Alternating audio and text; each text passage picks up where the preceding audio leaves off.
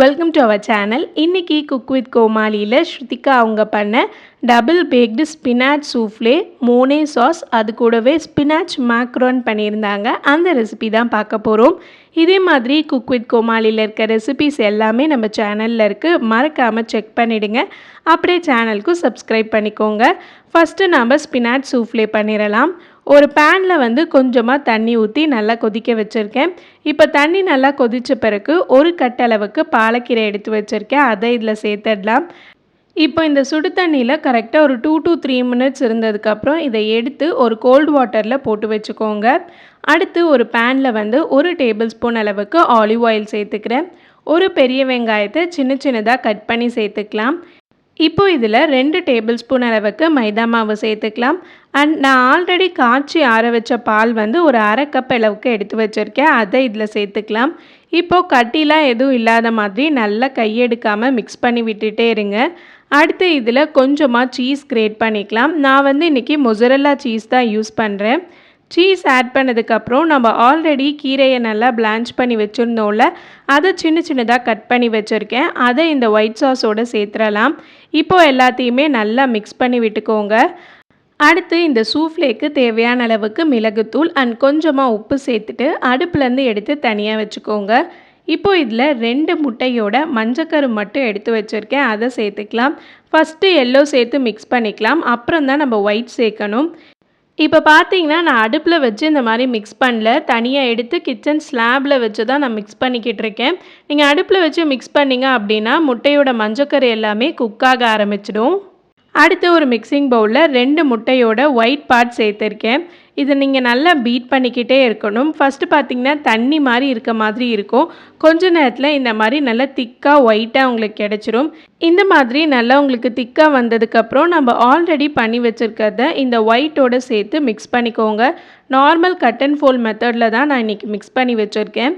அடுத்து நம்ம பேக் பண்ணுறதுக்கு இந்த மாதிரி ஒரு சிலிக்கான் மோல்டு எடுத்திருக்கேன்.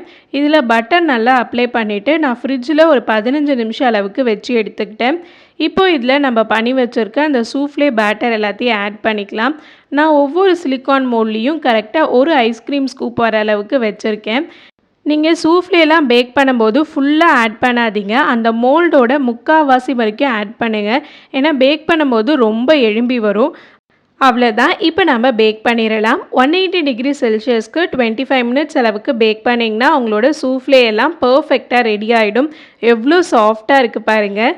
அடுத்து மோனே சாஸ் பண்ணிடலாம். ஒரு டேபிள் ஸ்பூன் அளவுக்கு பட்டரை நான் பேனில் சேர்த்துக்கிட்டேன். பட்டர் நல்லா உருகினதுக்கப்புறம் ஒரு டேபிள் ஸ்பூன் அளவுக்கு மைதா மாவு சேர்த்துக்கோங்க. மைதா மாவும் பட்டரும் ஈக்குவல் ரேஷியோவில் தான் எடுக்கணும். நீங்கள் 2 டேபிள் ஸ்பூன் பட்டர் சேர்த்திங்கன்னா 2 டேபிள் ஸ்பூன் மைதா மாவு சேர்த்துட்டு இந்த மாதிரி நல்லா மிக்ஸ் பண்ணி விட்டுருங்க. அடுத்து இதில் அரை கப் அளவுக்கு நான் ஆல்ரெடி காய்ச்சி ஆற வச்சுருக்க பால் சேர்த்துக்கிறேன். இந்த பால் தான் நம்மளுடைய சாஸை நல்லா திக்காக ரிச்சாக காட்டும். ஸோ நீங்கள் பால் தண்ணி சேர்க்காமல் நல்லா திக்காக இருக்க பால் சேர்த்துக்கோங்க. இப்போ இந்த மாதிரி பால் சேர்த்துட்டு கையெடுக்காமல் நல்லா மிக்ஸ் பண்ணிக்கிட்டே இருங்க. கட்டிலாம் எதுவுமே இருக்கக்கூடாது. இந்தளவுக்கு நல்லா திக்காகிக்கிட்டே இருக்கட்டும். அடுத்து நம்ம இதில் சீஸ் சேர்த்துக்கலாம். நான் கொஞ்சமாக மொசரல்லா சீஸை கிரேட் பண்ணி வச்சுருக்கேன். அதை சேர்த்துக்கிறேன். இப்போ உங்களோட சாஸ் ரெடி ஆகிடுச்சா அப்படின்னு செக் பண்ணுறதுக்கு இந்த மாதிரி ஒரு ஸ்பூனை நீங்கள் சாஸில் டிப் பண்ணிவிட்டு விரல் வச்சு லைட்டாக ஒரு கோடு போட்டிங்கன்னா உங்களுக்கு கிளியரான ஸ்பேஸ் கிடைக்கும். இந்த மாதிரி இருந்துச்சுன்னா உங்களுடைய சாஸ் பர்ஃபெக்டாக ரெடி ஆகிடுச்சுன்னு அர்த்தம். இப்போ நம்ம அடுப்பை ஆஃப் பண்ணிடலாம். அடுத்து இதில் கொஞ்சமாக சால்ட் அண்ட் தேவையான அளவுக்கு பெப்பர் தூள் சேர்த்துக்கோங்க. அவ்வளோதான், நம்மளோட சூப்பரான மோனே சாஸ் ரெடி ஆகிடுச்சு. அடுத்து நம்ம இன்னொரு டைம் பேக் பண்ணோம்ல, அதுக்காக இந்த மாதிரி ஒரு கிளாஸ் டம்ளர் எடுத்திருக்கேன். இது இல்லைன்னா நீங்கள் நார்மலாக அந்த மஃபின் ட்ரே இல்லை சிலிக்கான் கப்லேயே போட்டு கூட திருப்பி பேக் பண்ணிக்கலாம். இதில் நம்ம பண்ண அந்த சூஃப்லேவை வச்சுட்டேன். இதுக்கு மேலே நம்ம பண்ணி வச்சுருக்க அந்த மோனே சாஸ் ஆட் பண்ணிடலாம்.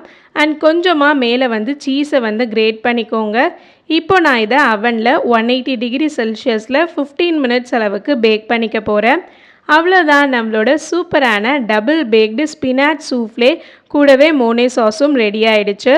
அடுத்து நாம் சூப்பரான மேக்ரன் பண்ணிடலாம். இதுக்கு நமக்கு ஆல்மண்ட் ஃப்ளார் தேவைப்படும். அதுக்காக அரை கப் அளவுக்கு பாதாம் பருப்பை நான் நல்லா ரோஸ்ட் பண்ணி எடுத்திருக்கேன். இதை ஒரு மிக்சியில் சேர்த்துட்டு நல்லா அரைச்சிக்கலாம். இப்போ அரைச்ச அந்த பாதாம் மாவை இந்த மாதிரி ஒரு சல்லடையில் சேர்த்துக்கிறேன். கூடவே ஒரு 3/4 கப் அளவுக்கு பொடிச்ச சர்க்கரை எடுத்திருக்கேன், அதையும் சேர்த்துக்கலாம். இந்த மாதிரி நல்லா சலிச்சிங்கன்னா தான் உங்களுடைய மேக்ரோனோட மேல் லேயர் வருதில்ல, அது நல்லா ஸ்மூத்தாக கிடைக்கும். இப்போ கொஞ்சமாக உப்பு சேர்த்துக்கிறேன். அவ்வளோதான், நம்மளோட ட்ரை இன்க்ரீடியண்ட் எல்லாம் ரெடி ஆகிடுச்சு. இப்போ வெட் இன்க்ரீடியண்ட் ரெடி பண்ணிடலாம்.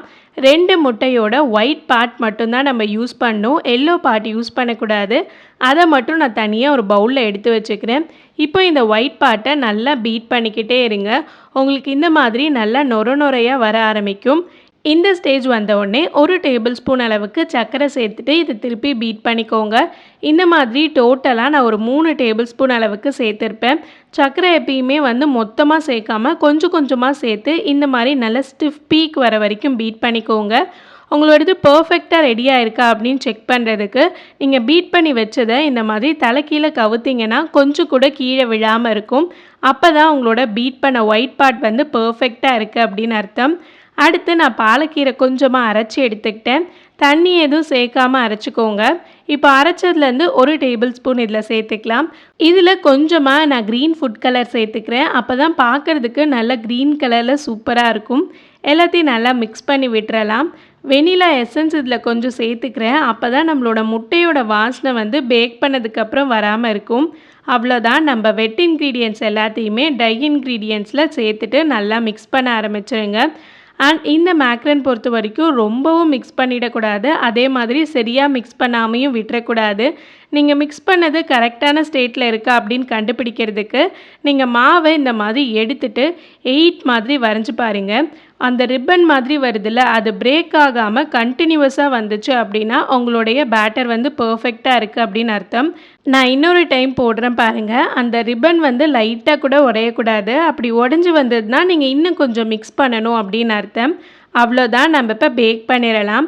பேக்கிங் ட்ரே எட்ஜஸில் எல்லாத்துலேயுமே நான் கொஞ்சமாக நம்ம பீட் பண்ணி வச்சுருக்கிறத நான் ஆட் பண்ணிக்கிறேன். அப்போ தான் நம்ம இதுக்கு மேலே அந்த பேக்கிங் ஷீட் போட்டு பேக் பண்ணும் போது அந்த ஷீட் ஆடாமல் இருக்கும். இந்த மாதிரி அந்த ஷீட்டை நல்லா ஒட்டி விட்டுருங்க. இதில் நம்ம பண்ணி வச்சுருக்க மாவை கொஞ்சம் கொஞ்சமாக ஆட் பண்ணிக்கலாம். ரொம்ப பெருசாக இல்லாமல் நான் சின்ன சின்ன சைஸில் தான் இன்றைக்கி பேக் பண்ணுறேன். அப்போ தான் நம்ம பண்ணி வச்சுருக்க அந்த சூஃப்ளே மேலே வச்சா பார்க்க அழகாக இருக்கும். இதை பேக் பண்ணுறதுக்கு முன்னாடி கொஞ்சம் நேரம் ட்ரை பண்ணிக்கணும். ஒரு 20 நிமிஷம் அளவுக்கு நீங்கள் அப்படியே விட்டிங்கன்னா அது நல்லா ட்ரை ஆகிடும். நீங்கள் ட்ரை பண்ணாமல் பேக் பண்ணிட்டீங்க அப்படின்னா மேக்ரன் பேக் ஆகும்போது ரைஸ் ஆகாமல் போயிடும். ஸோ நல்லா ட்ரை பண்ணிவிட்டு அதுக்கப்புறம் பேக் பண்ணுங்கள். நான் அவனை 140 டிகிரி செல்சியஸ்க்கு ப்ரீஹீட் பண்ணிட்டேன். இப்போ ப்ரீஹீட் பண்ண அவனில் 140 டிகிரி செல்சியஸ்க்கு 15 மினிட்ஸ் பேக் பண்ணிங்கன்னா சூப்பரான மேக்ரன் ரெடி ஆகிடும். பாருங்கள், இந்த மாதிரி 2 லேயர்ஸாக உங்களுக்கு தெரியும். கீழே நல்ல கிறிஸ்பியாக இருக்கும், மேலே பார்த்திங்கன்னா நல்ல ஸ்மூத்தாக இருக்கும். இந்த மாதிரி 2 டிஃப்ரெண்ட்டான லேயரோடு உங்களுக்கு கிடைச்சாதான் மேக்ரன் பர்ஃபெக்டாக ரெடி ஆகிருக்கு அப்படின்னு அர்த்தம். அண்ட் மேலே உங்களுக்கு கொஞ்சம் கொஞ்சம் கிராக் இருந்தது அப்படின்னா உங்களோட அவன் டெம்பரேச்சர் ரொம்ப அதிகமாக இருந்துச்சு, அதனால தான் கிராக் வந்துருச்சு அப்படின்னு தெரிஞ்சுக்கோங்க.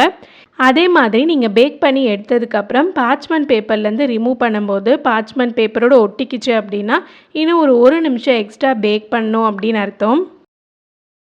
அவ்வளோதான், நம்மளோட சூப்பரான டபுள் பேக்டு ஸ்பினாச் சூஃப்ளே, அது கூட மோனே சாஸ் அண்ட் அந்த சூப்பர் க்ரீன் கலர் மேக்ரோனும் ரெடி ஆகிடுச்சு.